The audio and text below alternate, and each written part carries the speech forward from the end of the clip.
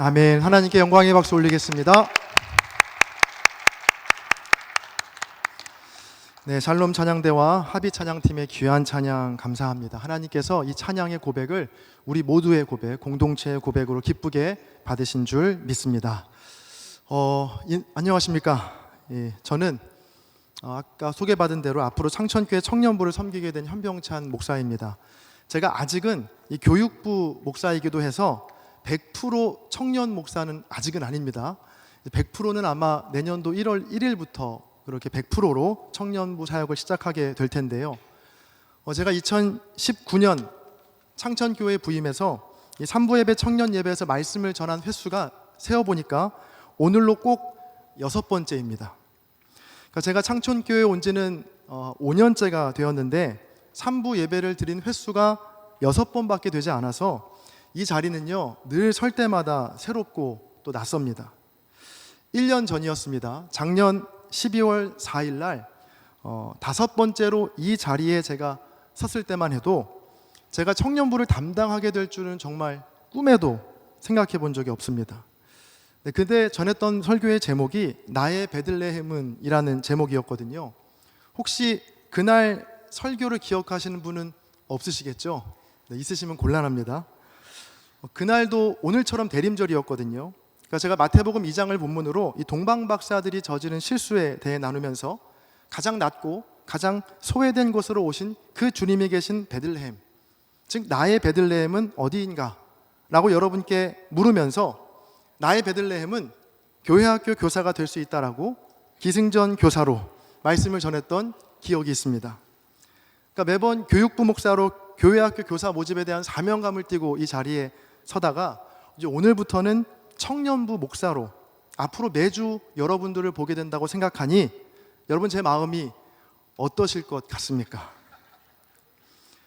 2019년 4월 제가 창천교회 부임한 이후에 제가 입버릇처럼 했던 말이 있습니다. 그게 무슨 말이냐면 언제가 될지 모르겠지만 손 목사님을 이어서 청년부를 맡게 될 목사는 참 불쌍하다 라는 말이었습니다. 실제로 여러분에게 여러 차례 말했습니다. 정말 좋은 목사님이 10년 가까이 이끌어온 공동체를 그 뒤에 이어받는다는 게 굉장히 부담되고 또 어려운 일이거든요. 그러니까 정상적인 사고와 판단력을 가진 사람이라면 결코 도전하지 않을 선택입니다. 만약 욕심을 갖고 도전한다면 그 사람은 미련한 사람이고 어쩔 수 없이 맡게 된다면 그 사람은 불쌍한 사람이다 라고 생각했거든요. 그 불쌍한 사람이 제가 될 줄은 정말 몰랐습니다. 그러니 여러분 부디 저를 불쌍히 여겨주시고 기도해 주시고 사랑해 주시기를 바랍니다. 저도 여러분에게 부끄럽지 않은 목사로 또 하나님이 기뻐하시는 이 청년 공동체를 세워가기 위해 정말 기도하며 최선을 다하겠습니다. 정말로 상투적인 표현이지만 2023년을 시작한 게 엊그제 같은데 이제 벌써 한 해를 마무리하는 12월이 되었습니다. 교회 절기로는 대림절 셋째 주를 보내고 있고요. 이제 2주만 지나면 2023년이 끝이 납니다. 잠깐 시간을 우리가 1월로 이제 돌려보면 저를 포함한 우리 모두 얼마나 큰 기대와 설렘 그리고 많은 목표를 세우고 이 새해를 시작했습니까? 올해는 꼭 몸무게를 줄여보겠다. 연봉과 성적을 올려보겠다. 아니면 연애를 꼭 해보겠다. 자, 그렇게 새해 떠오르는 태양을 보면서 다짐했지만 1년이 다 끝나가는 오늘 우리의 지난 삶을 돌아보면 내려가야 할 몸무게는 올라가 있고 올라가야 할 연봉과 성적은 내려가 있고 여전히 추운 겨울을 홀로 보내고 있는 분들이 얼마나 계실지 모르겠어요. 또 올해는 성경을 한번 내가 일독해보겠다. 매일 기도를 해보겠다. 아니면 예배를 빠지지 않겠다. 다짐한 분들도 많이 계실 겁니다. 여러분 그런데 어떤가요? 연초에 꿈꾸었던 나의 모습과 지금의 나의 모습이 많이 비슷한가요? 연초에 세웠던 결심과 다짐들을 잘 이루셨나요?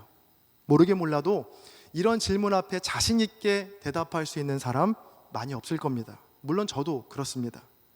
혹시 한 해를 열심히 뭔가 달려온 것 같은데 돌아보니 제자리 걸음인 것 같은 분이 계시다면 그래서 다가오는 새해를 뭔가 기대와 설렘으로 기다리는 것이 아니라 두려움과 막막함으로 기다리는 분이 계셨다면 여러분 오늘 말씀에 한번 귀를 기울여 보시기 바랍니다. 오늘 말씀의 배경은 디베랴 호수입니다.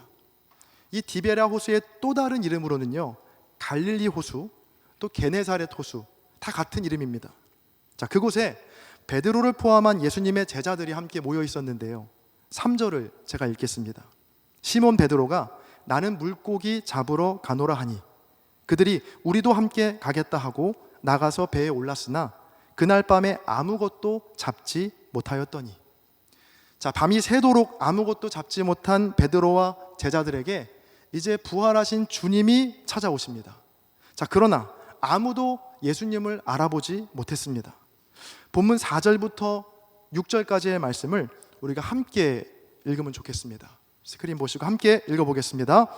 날이 새어갈 때에 예수께서 바닷가에 서셨으나 제자들이 예수이신 줄 알지 못한지라. 예수께서 이르시되 얘들아 너희에게 고기가 있느냐? 대답하되 없나이다. 이르시되 그물을 배 오른편에 던지라. 그리하면 잡으리라 하시니 이에 던졌더니 물고기가 많아 그물을 들 수 없더라. 아멘. 자, 여러분, 밤이 새도록 아무것도 잡지 못한 베드로, 그런 베드로에게 다시 그물을 던지라고 하시는 예수님, 그리고 그물 가득히 잡힌 물고기, 이 장면 어디서 많이 본 장면 아닌가요? 바로 예수님과 베드로가 가장 처음 만났던 누가복음 5장에 나오는 장면과 꼭 닮아 있습니다. 얼마나 똑같은지 한번 들어보세요. 누가복음 5장입니다. 무리가 몰려와서 하나님의 말씀을 들을새 예수는 게네사렛 호숫가에 서서 말씀을 마치시고 시몬에게 이르시되 깊은 데로 가서 그물을 내려 고기를 잡으라. 시몬이 대답하여 이르되 선생님, 우리들이 밤이 새도록 수고하였으되 잡은 것이 없지만은 말씀에 의지하여 내가 그물을 내리리이다 하고 그렇게 하니 고기를 잡은 것이 심이 많아 그물이 찢어지는지라. 자, 여러분, 이 장면만 딱 떼어놓고 보면 이게 지금 요한복음 21장인지 누가복음 5장인지 분간이 안 갈 정도로 너무나 닮아 있죠. 그래서 많은 사람들은 오늘 이 요한복음 21장의 본문을 예수님을 처음 만났을 때와 비교해서 하나도 달라지지 않은 도로 제자리로 돌아와 버린 베드로와 제자들의 연약함과 무능함을 지적하곤 합니다. 아니, 엄밀히 말하면 제자리도 아니고요, 처음보다 한참이나 뒤처진 자리입니다. 왜냐하면 오늘 본문인 요한복음 21장의 이 제자와 베드로는요, 앞서 요한복음 20장에서 부활하신 주님을 만났었거든요. 본문 14절이 말해주듯이 오늘 이 만남은 부활하신 주님과의 세 번째 만남이었습니다.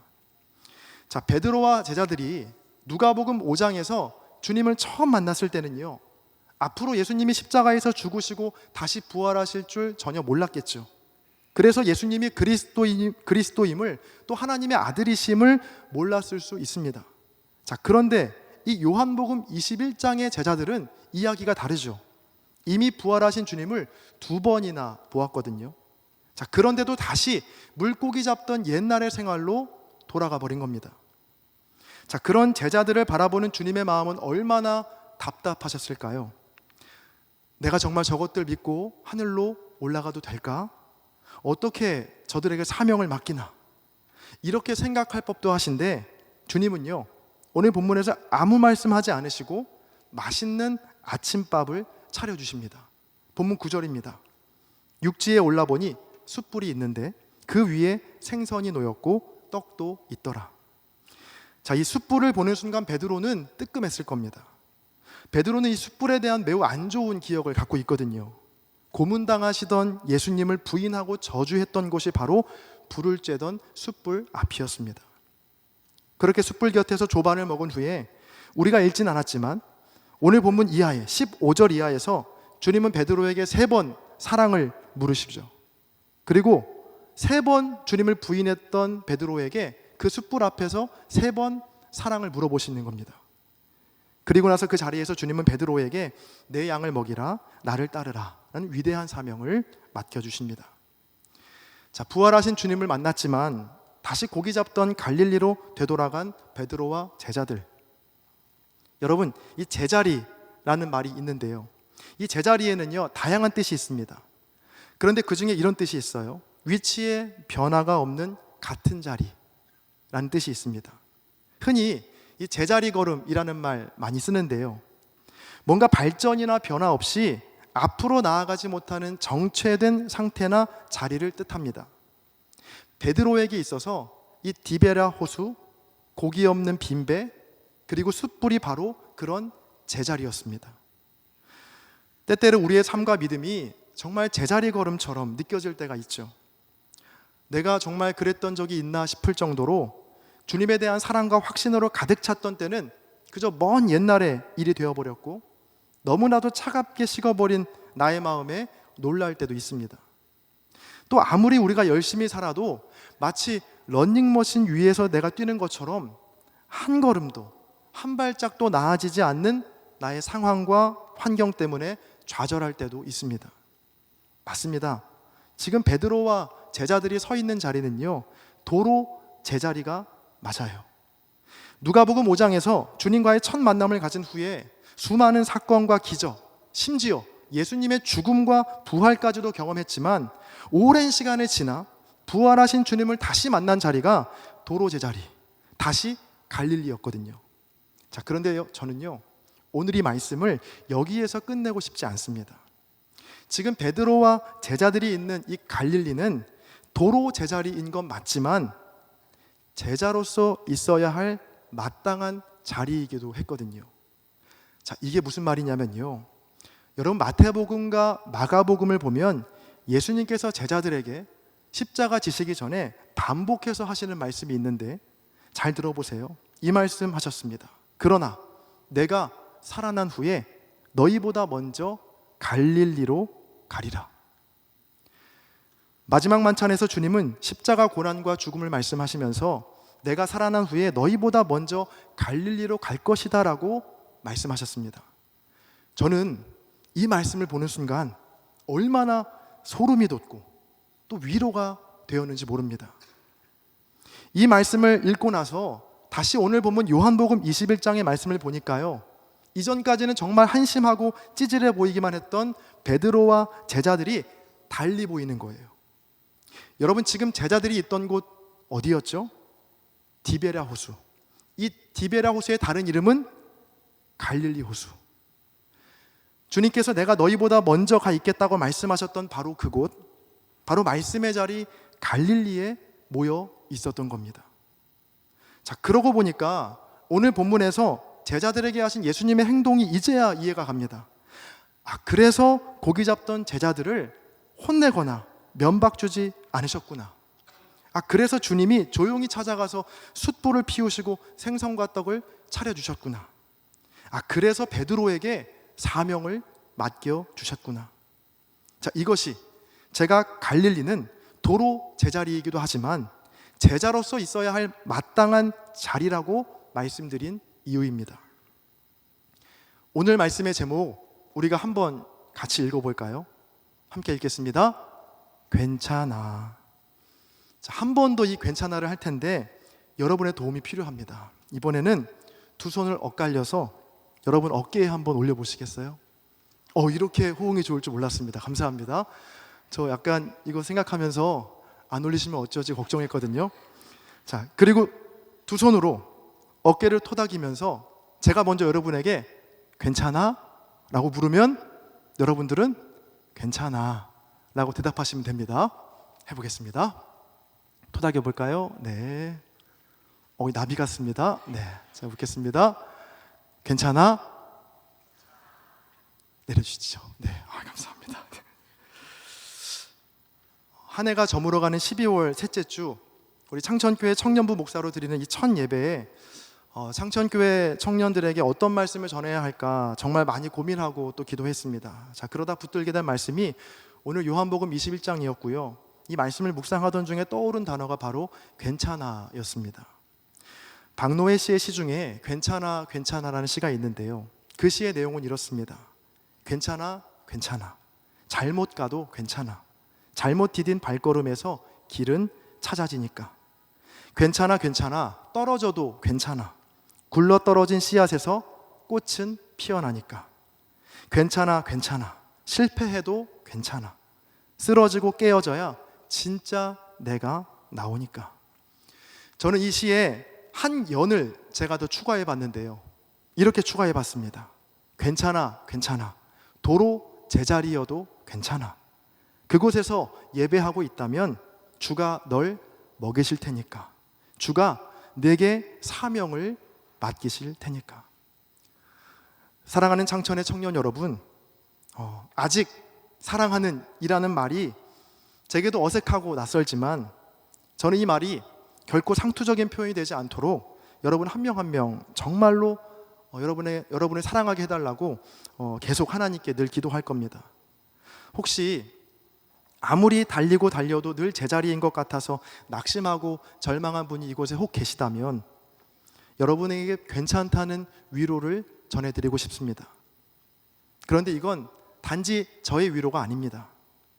요한복음 21장을 통해서 주시는 주님의 위로입니다. 주님의 관심은 우리가 얼마나 더 멀리, 얼마나 더 높이 오르느냐가 아닙니다. 도로 제자리인 것 같아 보이는 갈릴리에 있어도 그 자리가 주님 말씀하셨던 말씀의 자리라면 주님은 우리에게 찾아오시고 세상이 줄 수 없는 놀라운 은혜로 우리를 다시 일으키실 것입니다. 그리고 베드로에게 하셨던 위대한 사명을 우리에게도 맡겨 주실 겁니다. 저는 우리 청년부가 그런 은혜를 경험하고 그런 사명을 감당하는 공동체가 되기를 간절히 소망합니다. 그러기 위해서는요, 말씀의 자리인 바로 우리가 함께 예배하는 이 예배를 우리가 소중히 여겨야 합니다. 저부터 그러겠습니다. 나의 인생이 아무리 비참해지고 아무리 끝없는 바닥으로 내려갈지라도 이 말씀의 자리인 갈릴리, 바로 이 예배의 자리만큼은 우리가 떠나지 않기를 바랍니다. 내가 살아난 후에 너희보다 먼저 갈릴리에 가시겠다라고 약속하신 그 주님은 우리보다 먼저 이곳에서 우리를 기다리고 계십니다. 창천교회 공동체 모두 우리에게 오셔서 늘 괜찮다 하시며 다시 살아갈 힘과 지혜를 부어주시는 그 주님을 만나는 저와 여러분 모두가 되시기를 주님의 이름으로 간절히 축원합니다.